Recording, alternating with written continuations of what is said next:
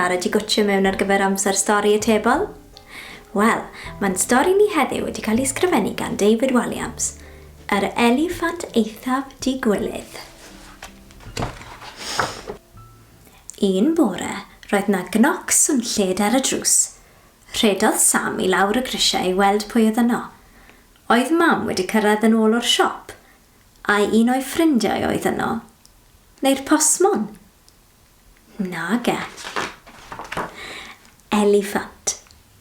Eliffant anferthol, enfawr, swnllyd. Helo, Sam! Bloeddiodd yr eliffant.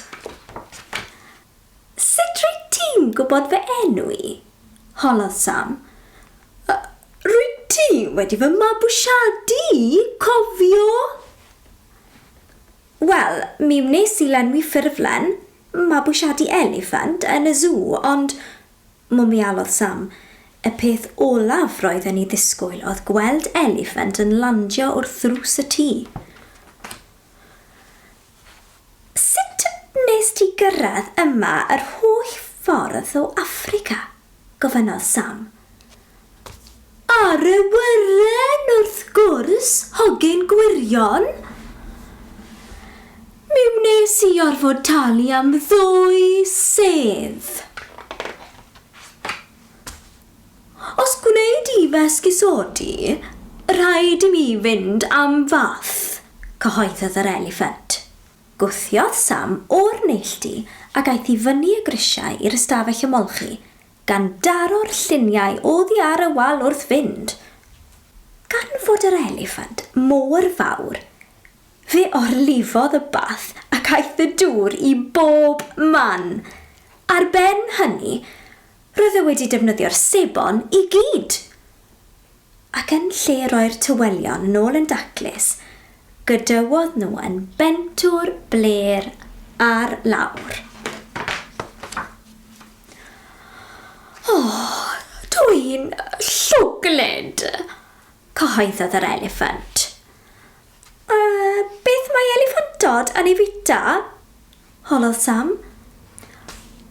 Bwyd, hogyn gwirion. Gwibiodd Sam i'r gegin a chwiliodd drwy'r oergell a'r holl gyparddau. Roddodd yr holl fwydydd mewn powlen a'i cymysgu. Dwi'n dal i aros, galwodd yr eliffant o'r ystafell fyw. Mor gyflym a phosib, rhythrodd Sam i'r ystafell fyw lle roedd yr eliffant yn eistedd ar gadair dad. Heb weid dim, rhoddodd yr eliffant ei drwnc yn y bowlen a signodd yr holl fwyd ar unwaith. Dyna ni, beth sydd na i'r prif gwrs? Gofynnodd. Yn nes ymlaen, roedd hi'n amser i Sam wylio ei hoff gartŵn. Roedd yr eliffant yn chwyrnu'n swnllyd. Ac roedd na raglen ddiflas am hen greiriau ar y teledu. Llwyddodd Sam i ddwyn y remote gan yr eliffant a newid y sianel. Yn sydyn, dihunodd yr eliffant. Roni'n gwylio honna, tyranodd. Ond roedd ti'n cysgu, protestiodd Sam. Nac oeddwn. Dwi wrth fy modd yn gwylio raglenni am hen greiriau. Mae'n ddrwg gen i, wyt ti'n casglu hen greiriau? Nac ydw siŵr. Eliffant ydw i, hogyn gwirion.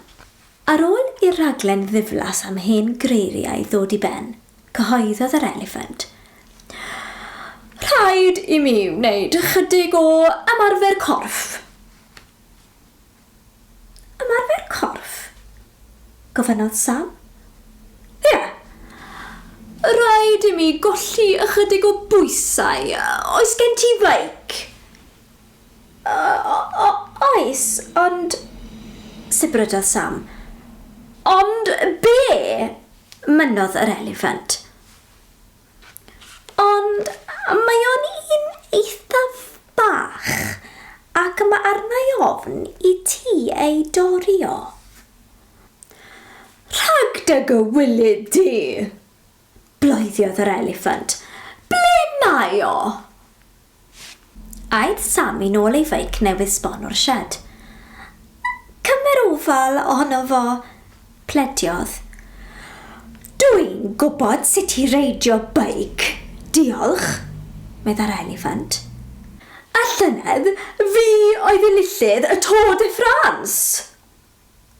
Dringodd yr eliffant i ben y beic, ac wrth iddo eistedd, chwalodd yn fil o ddarnau man. Doedd y beic na ddim yn hanner saff, hogyn gwirion. Dwi'n flynedig braidd ar o'r holl ymarfer corff na, medda'r eliffant, felly fe aeth i gysgu yng ngwely Sam. Cnoc, cnoc, cnoc. Roedd rhywun wrth y drws. Pwy oedd yno? Oedd mam wedi cyrraedd yn ôl o'r siop. Rithrodd Sam i lawr y grisiau i'w chroesawu adre. Ond pan agorodd y drws, pwy oedd yno ond gur anferth o eliffantod.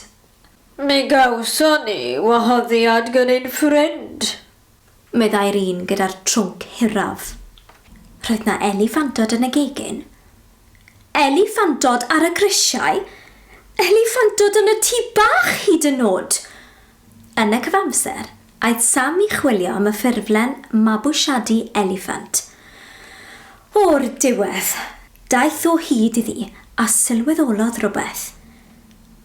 Fe ddylai fod wedi darllen y print man. Hogyn gwirion. Wel, diolch byth, dim ond un eliffant sydd yn ein tŷ ni heddiw, a wy'n credu bydd rhaid i fi gadw llygad barcud arno. Wel, welwn i chi tro nesaf ar gyfer Amser Stori Atebol. Hwyl!